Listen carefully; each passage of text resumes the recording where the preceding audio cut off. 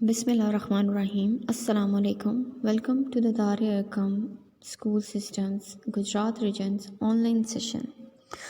First of all, we will recite with the dua. Rabbi zidni ilma, ए मेरे रब मेरे इल्म में इजाफा फरमा.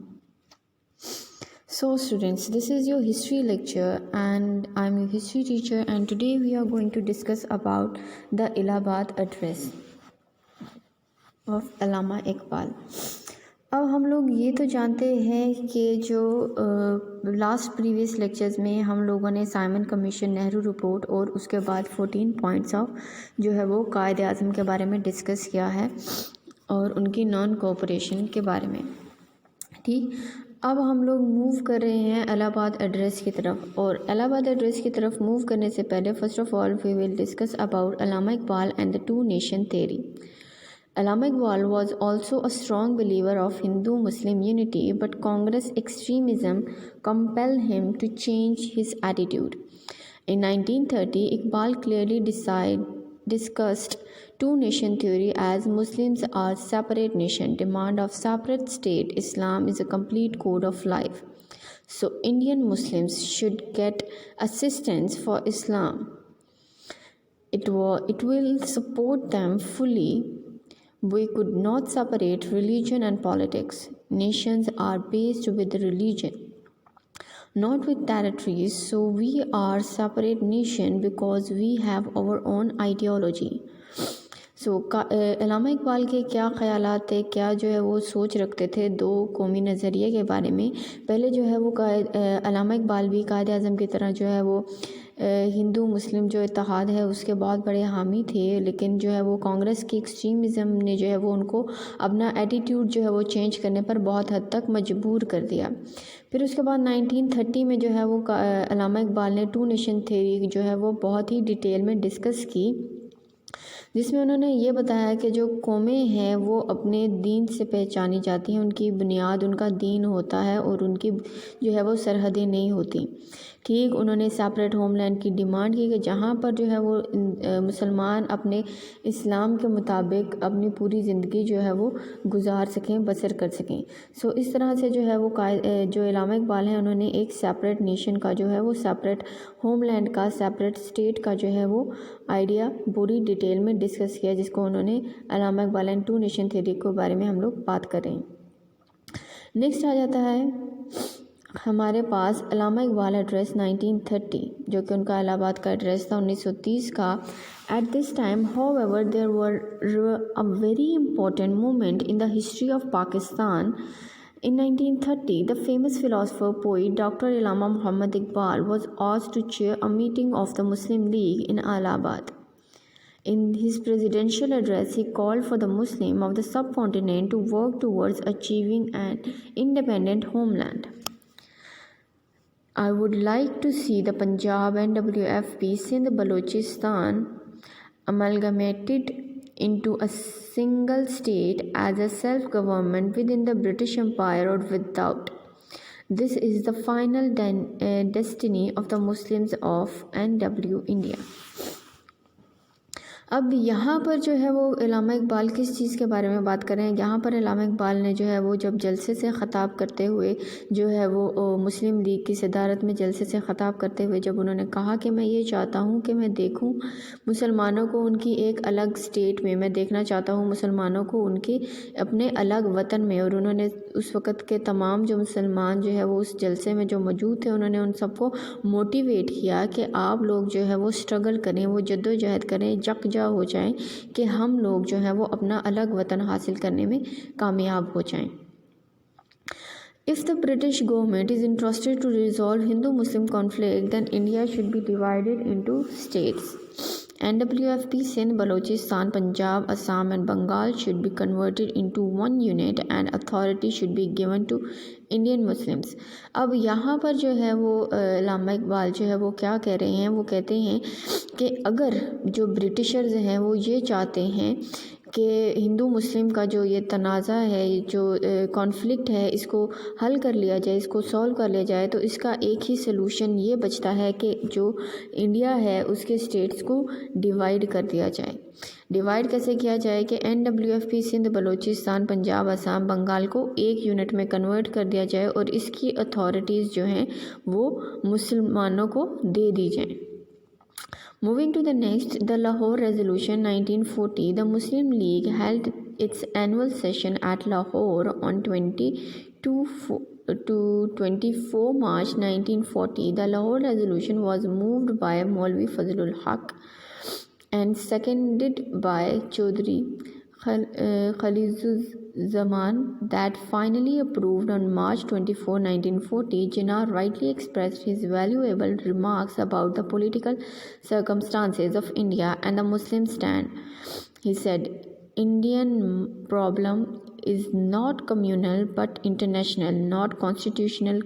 No constitution can work without recognition. It's this reality. Muslims of India will not accept a constitution that establishes a government of Hindu majority on them. If Hindus and Muslims are placed under one domestic system, this would mean Hindu Raj. अब यहाँ पर जो है वो कायदे आज़म जो है वो बहुत ही खुले अल्फाज में जो है वो ख़िताब करते हुए जो है वो ये बता रहे हैं कि मुसलमान और हिंदुओं का जो मसला है, बल्कि जो भारत का जो मसला है, इंडिया का जो मसला है, हिंदुस्तान का जो मसला है, वो मसला अब आम नहीं है, ये एक कम्युनल इशू नहीं है, ये एक इंटरनेशनल इशू बन गया है। ठीक, इसको कोई भी चीज़ सॉल्व नहीं कर सकती, इसको कोई भी कॉन्स्टिट्यूशन जो है वो इसको सॉल्व नहीं कर सकता। अगर किसी भी कॉन्स्टिट्यूशन के अंडर आकर इस जो है वो इशू को सॉल्व किया जाता है तो इसका मतलब ये है कि मुसलमानों का जो राज जो मुसलमान हैं उनको माइनॉरिटी कंसिडर किया जाएगा सब कॉन्टिनेंट में और हिंदू राज को आम कर दिया जाएगा, क्योंकि मुसलमान और हिंदू जो है वो सेम डेमोक्रेटिक सिस्टम में फॉल नहीं कर सकते हैं। उनके ideas, believes, culture, religious, ethnicity सब जो है वो डिफरेंट हैं एक दूसरे से। इसके बाद आ जाती हैं हमारे पास round table conferences. Round table conferences क्या होती हैं बच्चों? राउंड टेबल कॉन्फ्रेंसेस होती हैं, एक निगोशिएशन होती है इसमें। बेसिकली ये निगोशिएशंस जो है वो एक सेशन होता है कि अगर आपके जो प्रॉब्लम्स हैं, जो डिस्प्यूट्स हैं वो रिजॉल्व नहीं हो रहे हैं तो आपके डिस्प्यूट्स को सॉल्व करने का एक सलूशन है कि आप लोगों को जो है वो टेबल पर बैठकर जो है वो बातचीत के जो थ्रू है वो मसले को हल किया जाए। उसके बाद आ जाते हैं हमारे पास फर्स्ट राउंड टेबल कॉन्फ्रेंस में क्या आ गई हैं हमारे पास चीज़ें। Despite of opposition it face the Simon commission still manage to produce a 2-volume report in 1930. The report had a little in it to cheer the Muslims community. Although it supported the idea of separate electorates, it rejected Muslims having 1/3 share of seats in the Central Assembly and the idea of Sindh being separated from the Bombay. Labour Party came into power in England and Prime Minister Ramsay MacDonald was inclined toward the Congress. In June 1929, Mr. Jinnah wrote a letter to the Prime Minister and demanded a meeting for notable representatives of India to resolve the constitution problem. अब यहाँ पर जो है वो 1929 में जो है वो कायदे आज़म ने एक नोट लिखा है उस वक्त के प्राइम मिनिस्टर को कि जो है वो उन्होंने कहा कि आप हमारे साथ एक टेबल पर बैठ के जो है वो एक महज़ब जो है वो तरीके के साथ जो है वो इस मसले को हल कर लें।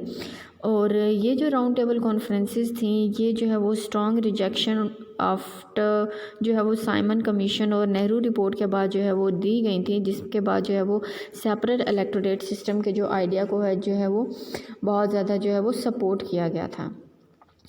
Congress started disobedience movement for implementation of Nehru report. अब कांग्रेस क्या कर रही है, जो फजूल के हथकंडे हैं उनको आजमाया जा रहा है, उनको अप्लाई किया जा रहा है कि किसी तरह से जो है वो नेहरू रिपोर्ट को जो है वो अप्लाई करवाया जा सके कि जितने भी जो उस वक़्त उन्होंने उस रिपोर्ट में दिए गए जो हिंदुओं के जो राइट्स हैं उनको जो है वो सिक्योर किया जा सके। और हिंदू राज को जो है वो आम किया जा सके। Government arrested a number of Congress leaders including mister Gandhi by declaring Congress working committee as illegal. अब उस वक़्त की जो गवर्नमेंट है उसने बहुत सारे जो लोग हैं उस वक़्त कांग्रेस में काम करने वाले और गांधी को भी जो है वो उस टाइम पर जो है वो उन्होंने अरेस्ट कर लिया, उनको जो है वो जेल में बंद कर लिया। किस बिना पर कि वो जो है इलीगल तरीके से जो है वो काम कर रहे थे। इसके बाद आ जाता है हमारे पास viceroy Lord Irwin announce the plan of round table conferences.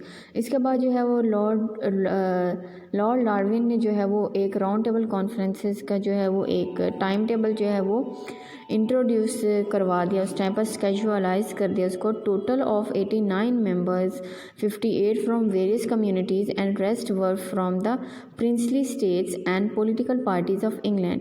अब जो 89 मेंबर हैं वो उसमें से जो टोटल 58 मेंबर जो है वो वेरियस कम्युनिटीज़ से हैं, वेरियस जो है वो प्रिंसली स्टेट से ताल्लुक़ रखते हैं और various political parties of England से जो ताल्लुक़ रखते हैं। Congress boycotted due to the refusal of dominion status to India from Britain. अब जो है वो कांग्रेस ने इस जो है वो राउंड टेबल कॉन्फ्रेंस का जो है वो बायकॉट कर दिया। किस बेसिस पर? डोमिनियन स्टेटस जो है वो उनको ब्रिटिशर्स ने अलॉट नहीं किया, उनको जो है वो होल जो है वो हिंदू राज जो है वो सब कॉन्टिनेंट में अलॉट नहीं किया, जिसकी वजह से उन्होंने इस कॉन्फ्रेंस का जो है वो बायकॉट कर दिया। Muslim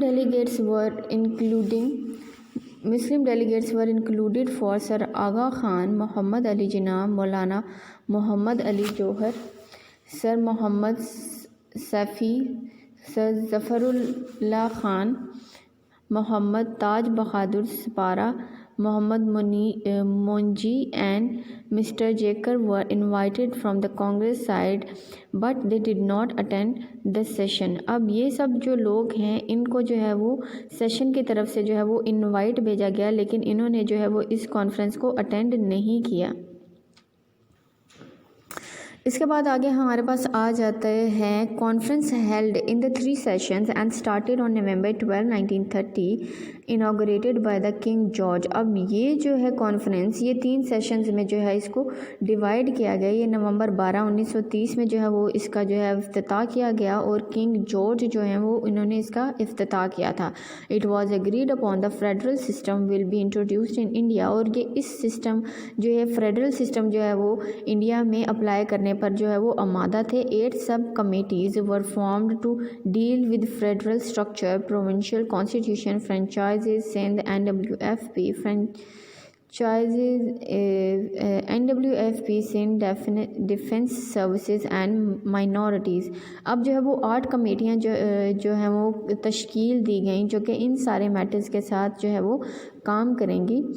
इसके बाद आ जाता है हमारे पास session closed on January 19, 1931 prime minister announced as follow. अब ये जो सेशन है राउंड टेबल कॉन्फ्रेंसेस का ये 1931 को जो है वो क्लोज हो गया। अब इस पे जो है वो उस टाइम का प्राइम मिनिस्टर ने क्या क्या चीज़ें जो है वो इंट्रोड्यूस करवाई, अनाउंस की, वो ये थी India would be given the status of loose federation under the British government। जो इंडिया है उसको जो है वो फेडरेशन सिस्टम में जो है वो ब्रिटिश गवर्नमेंट के अंडर दिया जाएगा। The federation will be comprised of British India and Indian princely states. The federation unit will be given to the autonomy. अब ये जो फेडरेशन यूनिट्स हैं ये ऑटोनमी को, अक़लियतों को दिए जाएंगे।